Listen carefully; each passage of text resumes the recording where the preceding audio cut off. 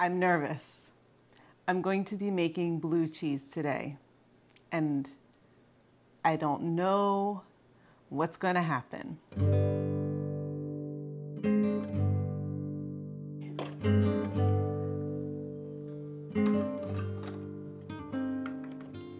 So this is so much cream, and I have a whole bunch of old cream. This is about 3 cups that I'm also adding. Oh, okay, the next one shouldn't be as bad. Thank you.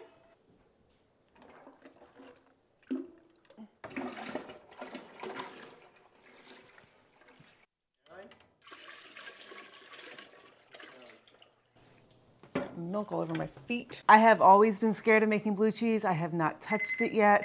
Sorry, timer. Making some red raspberry jam bars. The thing I'm scared about is everybody keeps saying that Penicillium roqueforti, the mold to get those blue veins going in the cheese, that bacteria is super promiscuous. What's it called? Like contagious, like it spreads. So if I have any of that powder, if any of it gets in the rest of the kitchen, or the cheese is in a fridge and it's exposed, it can easily spread to other cheeses. And I'm so afraid of contaminating my other cheeses. And it seems tricky. I mean, stabbing cheeses with a knitting needle, I mean, it's mold. It's kind of creepy. It's scary. It's a little bit like extraterrestrial. But last night, I read a whole bunch of recipes and I picked one that looks pretty simple. And then I decided instead of making 2 gallons of milk into blue cheese, I would make 8, because if you're scared about something, you might as well just hit it head on and see what happens. So this is the milk. It's full fat, did not skim anything off of it. Plus I added about 3 cups of heavy cream that I had sitting in my fridge that I thought was probably gonna be too old and spoiled, but it tasted perfectly fine this morning, so I threw it in. So hopefully that's okay, we'll see. So for the cultures, I'm going to add a teaspoon, almost a teaspoon of Floridanica. I don't know if you can see, just a little bit. Oh, my jam bars. Gotta check them, it smells so good in here. 3/4 teaspoon of Floridanica as the mesophilic culture. For the meso adjunct, I'm gonna do a slightly rounded 1/8 teaspoon. It's like a little flaky powder. Now I'm putting these 2 back in the freezer in their separate bag before I get out the roqueforti, the Penicillium roqueforti, because I'm scared. I don't want anything to get into this. And I'm keeping the Penicillium in its own Ziploc bag in the freezer because I am just a wee bit paranoid. So it says 1/16 of a teaspoon per 2 gallons of milk. So times 4, that's 4/16, which is 1/4 teaspoon. This is kind of scary. It's like unleashing a monster. Oh, it's black. I didn't know that. Look at this. It's black. Can you see? That right there is like black mold powder. Oh, this is scarier than I thought. Okay, let's do this. I think this is a 1/4 teaspoon. I'm gonna do the whole thing. I'm putting black stuff on my milk. Like, I've heard stories of people who have opened the packet to see it, and then later all their cheeses show up with blue cheese. This is the part that terrifies me. But if other cheesemakers do it and make multiple cheeses, I can do it, right? I can do it. I'm gonna be cool with this. So those are all the freeze-dried cultures and the Penicillium roqueforti. This feels wrong on so many levels. I feel like I'm contaminating my cheese, putting dirt into it. I'm also very excited because if this will work and I actually get a blue cheese, that could be super fun. Though nobody else in my family will think so. But I have friends. I have lots of friends who like blue cheese. I'll make friends. Oh, the jam bars. Let's get those out. Here's the jam bars. See? Yummy. All right, so here's the calcium chloride. It calls for a teaspoon of calcium. So add the calcium in. And now the rennet is a scant teaspoon.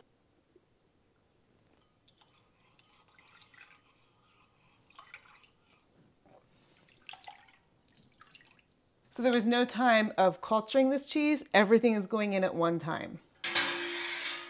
Briefly give it a stir. You don't want to stir for too long or it'll start to become firm. It looks like the cheese has been peppered, like sprinkled with a pepper shaker because of those black dots. Though most of them have worked their way in, but not all. And I don't know if that's a problem.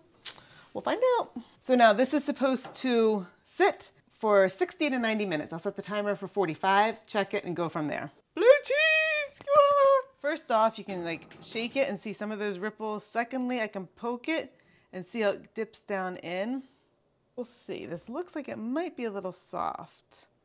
Actually, that's a pretty decent clean break.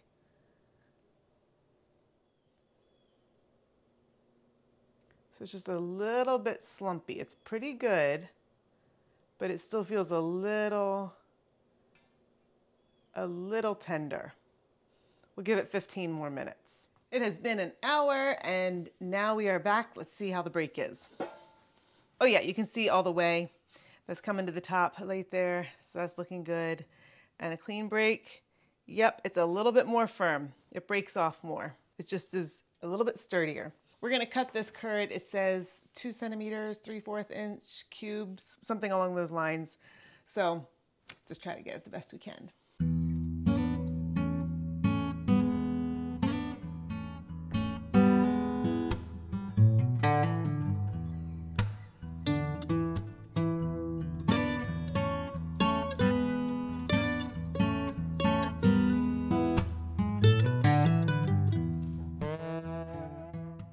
Gonna give it 2 minutes to rest, actually be 5 probably because I'm running outside to hang up some laundry real quick.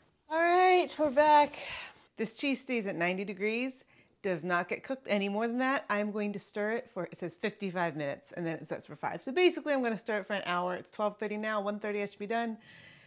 And then we pitch the curds and mold it. Like, it's really simple. So for all my anxiety about blue cheese, this isn't too bad. Oh, it smells really good. Oh, it smells fabulous. Feels wonderful. Doing cheese, it just feels so good. I think I'm gonna do something a little different this time. I always break up the lumps, and I probably still will, but I'm going to try to refrain from doing that too much for the first 15 minutes or so. I'm just gonna do gentle stirring. Because I'm not heating it, I'm not quite so concerned about having larger lumps, like cooking unevenly. You can see how this is changing. I did break up just a couple of the bigger lumps, but there are still some big ones and there's some smaller ones. This is all very tender, very gentle, soft curd. So I'm gonna wash my hands right now and let it sit for just a minute and then skim off some of this whey so that it's not quite so full. Look at my arm. Can you see? It is buttery. It is totally buttery. I guess there's a lot of cream in this. And now I'm just going to continue stirring some more. Keep reading. Finished my book. It's a good book. I have 10 more minutes of stirring. I want to show you what these curds look like. They are getting smaller and finer like that. So they continue to just dry out and shrink. This is all at 90 degrees. They're looking really good. So I'm going to stir for another 10 minutes and then we'll be putting this into the molds. All right, the timer just went. It has been 55 minutes. I want to show you how they hold together. Take some like this and squeeze them. They feel very soft and squishy and they don't really hold together. I can kind of jiggle them and then they start to fall apart again. So it's still very loose, which my understanding is that's what you want with blue cheese because the mold has to get in between the curds. So this is not a hard pressed tight cheese. You need air in there for this mold. Gonna let this rest for 5 minutes and then we'll take off the whey. So I've run into the problem. I've been scooping this whey out. The level of the whey is right here and the curd is getting sucked up. So apparently this is really loose curd all through here. It has not knit to the bottom. So it's gonna be a lot of juggling and I'm gonna probably have to wash my kitchen floor and my stove.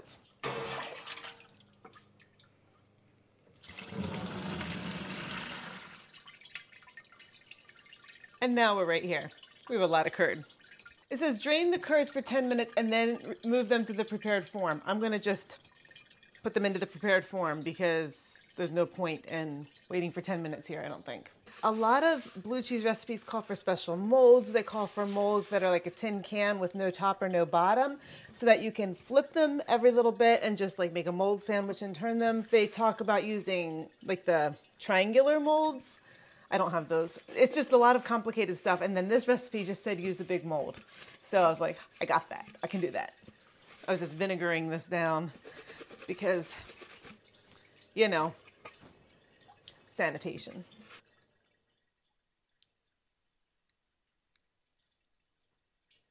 It tastes like anything. Not really. I'll take that as a good sign. I will turn you around so you can watch the disaster unfolding.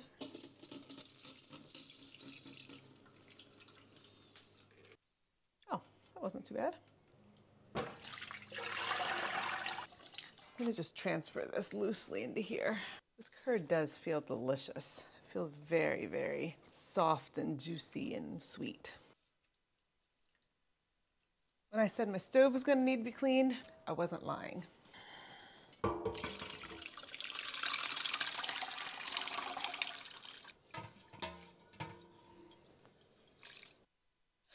This is a lot of cheese. Did not expect it to be this much. I don't usually have this good of a yield. I'm kind of tempted to do like a little mold, like a cheese in a little basket, just for fun. On the other hand, this will go down, but I don't want to pack it because you need it to be loose. Here's what we're gonna do. I'm gonna use these baskets, these ricotta molds. Just gonna crumble these in.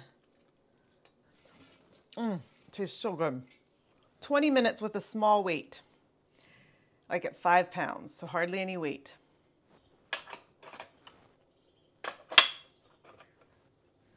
Okay, it has been 20 minutes, so now I'm gonna just flip this. These little babies, just gonna take this out, holding together fairly well, just plopping it back in.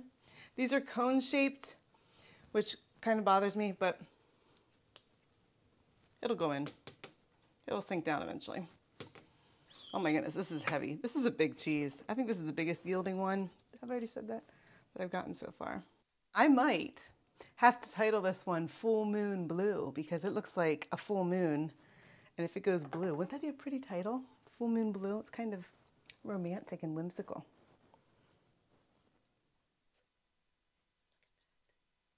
That's honking huge.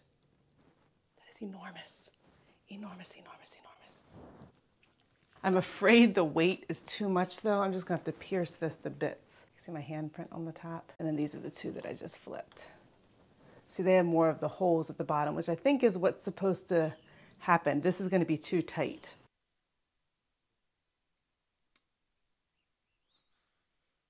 I don't even feel like I should be pressing it. It feels like it has enough of its weight. I'm just gonna set that on there, make sure it's in, so it's even, and I'm gonna let this go. So in 20 minutes, we're gonna do this again. So here these little babies are. Flip them. They're kind of gnarly and cute. Kind of like cheese lumpies. They'll be great. I'm not worried about these. You know, I don't think I'm gonna flip it. And here's why. You can see how smooth it is up here, and then down here how it gets more broken up and aerated. So I think I'd rather that this gets sat on a little bit more. So I'm just gonna slide this back in, and I'm gonna put the weights on it a little bit, just to make sure it's evening out. That says 10 pounds, barely any pressure. Mostly just enough to let it hold and even out. It says 5 to 7 more hours. Right now it is 3 o'clock, so I'm gonna let this go like this until maybe 6 o'clock, and then flip it and go till bedtime.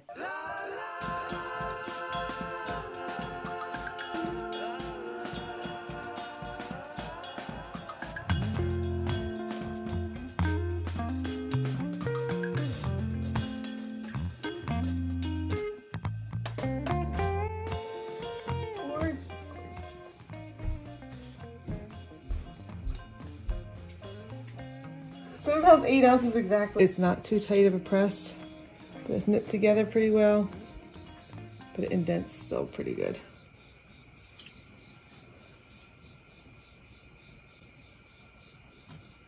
It's not bouncing too high. Is that bad?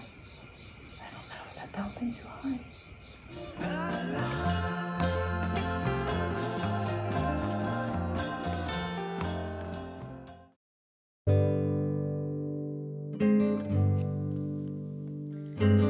So you know how I said I might be creating a monster? Well, I think I have.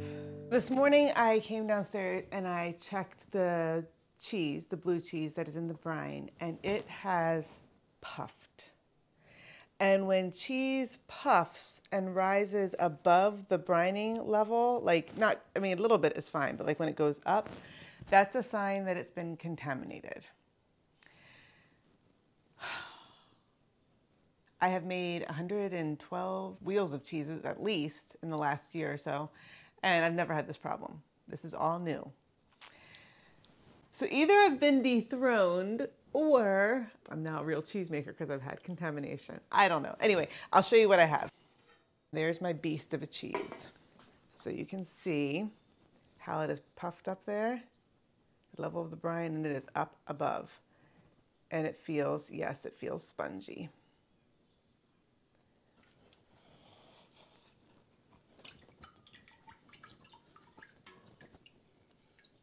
Listen, it makes that noise. Do you hear it? Listen, it's talking. I'm actually pushing out air. I feel it bubbling in my hand. Okay, that cannot be right. It's like a giant whoopee cushion. Are you getting this? This is really weird.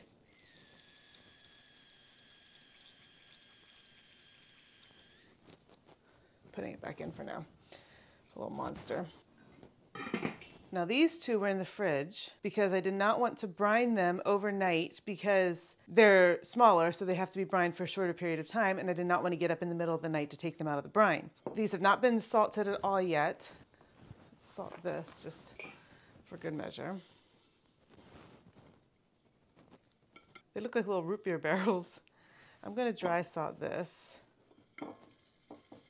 and see what happens if I leave this at room temp. Let's see if these rise during the day too. So what I think happened, well, I've been thinking about this a lot and I'm really not sure, though I have an idea, which is helpful. Everything went well yesterday. It was a cool day. I had extra cleaned my products, my utensils and stuff, just because it had been about a week or so since I had made cheese. I was using milks from Friday through Monday's milk. So that's 4 days of milk. None of that milk had been skimmed. It was all whole milk. So that had been like milked and then put into the containers and refrigerated. So it hadn't even been like contaminants with the skimming of the cream. One bucket of that milk did have some frozen milk in it, because it was at the back of the fridge, but I don't think that was it. Emma had been vaccinated, routine herd vaccination stuff, the beginning of August, and this is the middle, this was like the 20th, 22nd. The vaccines should not have any bearing on cheese making from what I understand. Her milk has been excellent, it's been sweet, it's been delicious. I have made mozzarella with her milk. I just recently made that derby, which I showed you. I was not making sourdough bread. I was not doing any fermentation in here that day. I often am simultaneously doing bread, and I've never had this trouble. The curds did not taste yeasty at all when I was making them. They were entirely neutral, bordering on a little bit of sweet. Like, there wasn't even much flavor to them. They were great. They felt fabulous. They looked fabulous. Everything was fabulous. So, my question was, because I am not pressing the cheese, except for that little tiny bit of pressure, could that be why there's a rise? Like, is that a normal part of this process? I didn't know. So I've checked with one cheese guru. Her name is Kate, and she's in Canada. And she says, this is coliform. This is what it looks like. Cut it open and see, you'll see lots of little tiny holes. That's the problem. I emailed another friend, someone in my cheesemaking group who makes blue cheese from raw milk all the time. And she said she does dry salting and it tends to puff. And as it's puffing, she kind of presses it down with her hands because there's a lot of air in it because it hasn't been pressed. And that's just what it does. The cheese guru in Canada said that sounds sketchy. My friend who lives here has been making blue cheese and eating blue cheese for years, and she's totally fine. So here's the other thing I think may have gone wrong, that cream I added. I'm not sure how old it was. I think it was over a week old, maybe 9 days. Eee. But I tasted it. I tasted the top of it. It tasted excellent. And when I poured it out into a measuring cup, I tasted the bottom of it to see if it was like different. It tasted excellent too. So normally I go by taste, but maybe with cheese making, in this case, I should have been not using any old cream. That could have been the problem. That's my best bet. I have a feeling I'll be making a brand new blue cheese next Monday. I will not be adding any cream. Such a bummer. All right, so I have been doing some reading. There's two reasons for early blowing. First of all, it can be yeast contamination, but if it's yeast contamination, then it will smell like yeast. It will smell like beer. This smells gorgeous. If it's coliform, you got to throw it out right away. It will make you really sick even if you taste it. I have been tasting this curd when I made it, and now I'm like, am I sick? I kind of feel like maybe I'm getting sick. But they say you could taste, you get sick really fast. So I don't think so. I don't know, I hope not. Pretty sure this is not yeast contamination. If it is yeast contamination, you have little holes, bubbles on the inside that are clear and glossy and they're uniform and they're all over. You can use that cheese. You can reheat it in water and stretch it and make mozzarella. And if you salt it really well, the yeasty flavor may be reduced or even go away. I think I've heard people like slicing it and frying it. It's not gonna hurt you, it's just gonna taste yeasty. But if it's coliform, no good. I'm pretty sure it was the milk, the cream, the extra cream. Stupid move, Jennifer. Guess I'll never do that again. I'm still gonna see what happens with this, but I wanna cut into this and I wanna see what it looks like on the inside in the name of science. So let's look at this beast. Yeah, this is not right. So not right. See how it sponges? Squishy.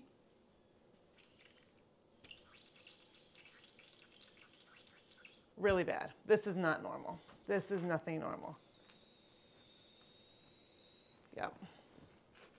So let's cut into this booger. Here we go. This is so not right. Woohoo! Look at that. I have got my first, I don't think it smells yeasty. I think I would know if it smelled yeasty. So here, people, that's coliform. I think. It does not smell like yeast. Squishy.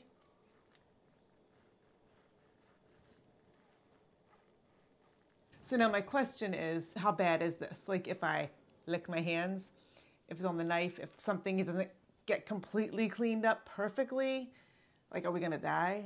I guess if there's no other videos after this one, you'll know. I'm not even gonna feed this to the pigs. I'm also gonna be throwing out this brine, and I will be spending the next portion of my day scouring, bleaching things.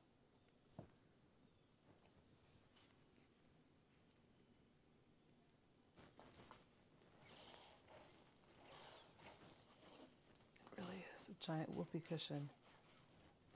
Ugh, so disturbing. This is the whey. Look at it bubbling. The dogs drank some yesterday, and we are not going to feed this to the pigs after all. Well, this dog's looking up some stuff. Don't die, dog. It smells fine. Don't know where to put those. And I'm bleaching everything right now. I'm going to boil these 2 cheesecloths in baking soda.